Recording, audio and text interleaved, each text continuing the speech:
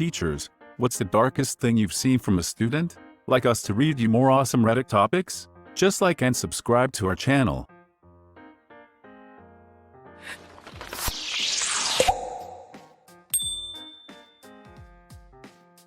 I am an English teacher and I am the sponsor of the school's comic book and anime club.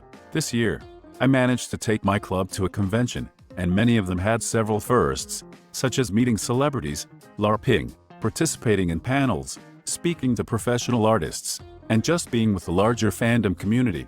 Upon our return, one of my members, a 16-year-old girl, asked to speak to me privately. She proceeded to tell me that she had been molested by her father and uncle ever since she was 12. On her 16th birthday, she finally had enough of the abuse and she contacted the police and told them everything. Before the investigation could begin, her uncle committed suicide out of shame. Her father was about to do the same, but she was able to convince him not to do it.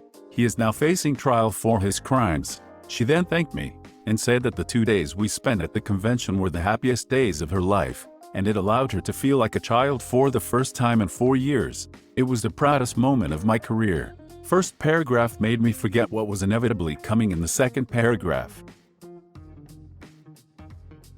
I taught welding and metal sculpture at the high school level for a year. One morning, one of my students, a quiet, awkward, but really nice young man, came into class and asked me for a band-aid. I asked him what for and he replied that it was for a burn.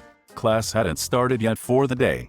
He showed me and it was a fresh second-degree burn that was already blistering. It was in the shape of an A. Some kids, if I'm going to be honest, they were bottom performers and troublemakers from a different class of mine, had swiped a small metal letter A from one of my supply bins, heated it with a lighter, and then branded this kid on the morning school bus. He had let the kids do it because he really wanted to fit in. He didn't have many friends and these kids had seemed cool because they were always acting out. As a mandatory reporter, I reported it. The police got involved. Other than that, I have no idea what else happened. Jesus, that poor kid. The worst thing is the kid did not realize until I explained to him that he will have that scar for the rest of his life. He got really quiet when I showed him the welding scars on my arms. I hate to ask, but where was it? On his arm. Depending how big it is, it's probably not a bad spot for it if he's got dark arm hair. My scars are practically invisible. I had a kid who really wanted his parents to come to his graduation ceremony, but they were both sex offenders and couldn't be on campus. He just wanted someone there to support him. In elementary school, we had a kid with a severe peanut allergy and a teacher caught some kids rubbing peanut butter on the opening of his water bottle. We also had a kid who could describe in detail about how to prepare heroin. For some reason, the peanut butter story bothered me more than a little heroin chemist.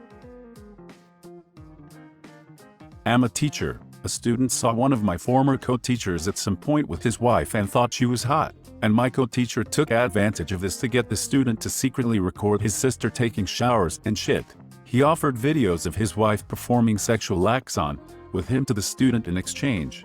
He finally got caught when the student blackmailed the teacher into trying to get the wife to frick him, and when he proposed it to his wife, she called the cops. Imagine being so far gone that you ask your wife, "Hey, wanna sleep with this kid?" I've been sending him videos of us in return for pics of his sister, and expecting it to go somewhat okay.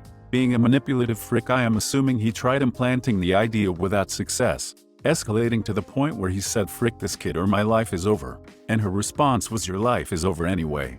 I feel so sorry for her. Imagine finding out your partner was peddling PNW to a minor in exchange for the same. Yikes. A former student of mine was always the quiet one in class. Taught them for 4 years and I spent a large amount of time trying to get them to open up and contribute to classes. Their written work was exceptional. 7 years after graduation, they emailed to apologize for being quiet and that they didn't want me to think they were stuck up. They were being frequently raped by a family member the whole time and were too afraid to speak out. Absolutely broke me. That's so messed up. I hope both the kid and you are doing better now. Thank you. They're in a much better place now. Safe, moving on and healing. Holy shit, that's horrible. I've got two. I had a student casually tell me about how he pulled the eyes out of his rabbit's head. He explained how there was blood everywhere. This was my first day working as a supply teacher at that school, and my first conversation with the student. I later brought it up to support staff and they were shocked he mentioned it to me. Apparently he killed his rabbit because his mom loved it more than she loved him. The boy was now in foster care, as his mother was a drug addict. He shared a lot of really dark stuff with me that day.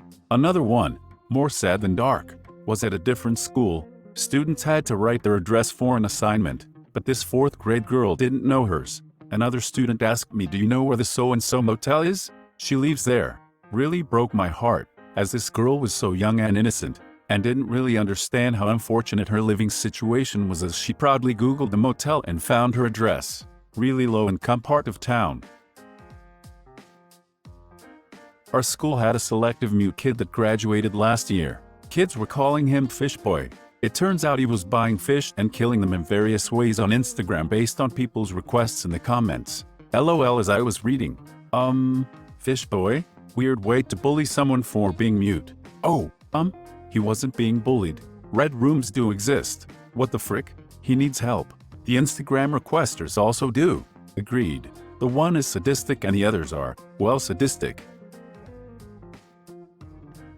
A list simply entitled "The List with a few students' names and my co-teacher's name on it" was a student with some serious behavioral disabilities on it who admitted it was a kill list. Well, hey, at least this means you were the fun teacher. Jesus, this list is AWH. He likes me enough to not murder me. As a 6th grader, I was on a list like this. The boy was known for his odd behavior and spontaneous meltdowns in school, so I took it seriously when a friend told me about it. I reported it to counseling with my dad and they told me he would get the help he needed, and ever since the meltdown stories have ceased and now he seems like any other, if not loud, student.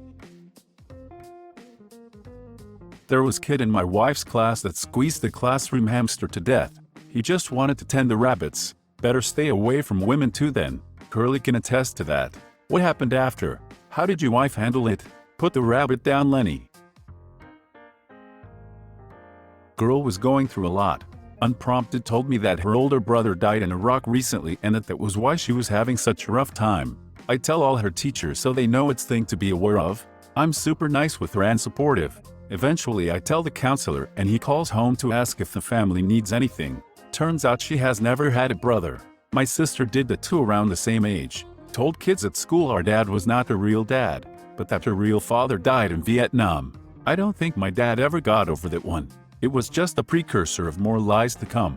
It is like a weird junior take on stolen valor. I have also known children who sold others on losing a loved one in the line of some kind of duty. I think for different reasons and to different degrees. I guess it's a thing. Strange. I did this when I was 3 at daycare. My dad had just started traveling a lot for work and someone must have asked where he was. I said he was dead.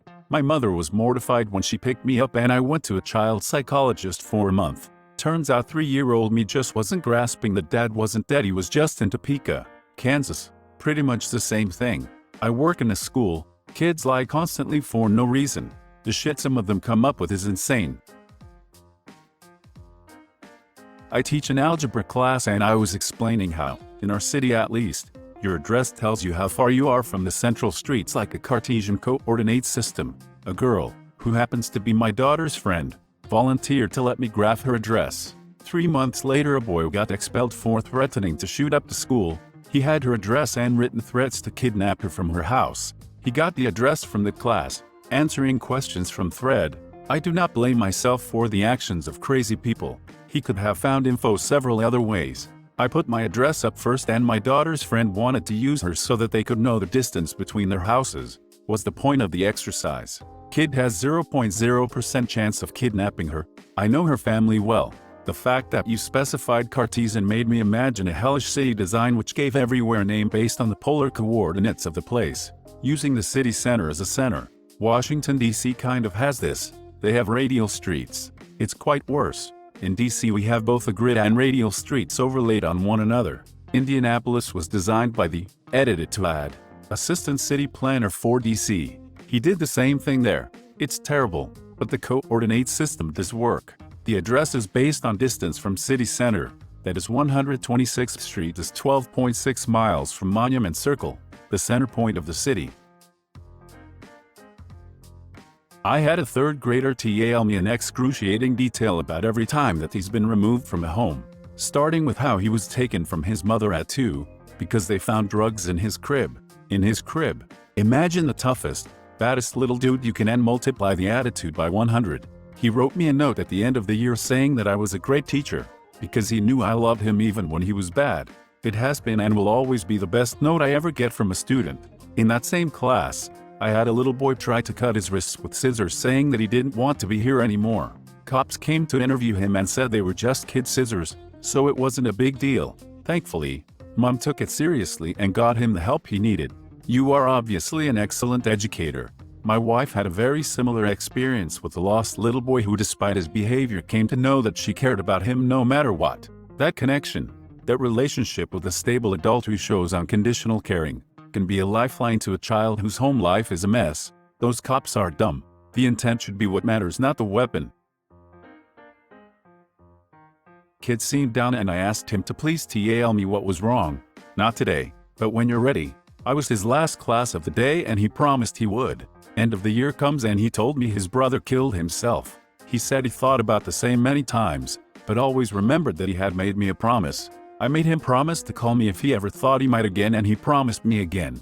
He's doing amazingly well and is about to graduate from college, doing amazing work. Recently lost a best friend to mental illness and makes a world of difference having someone like you in their social network.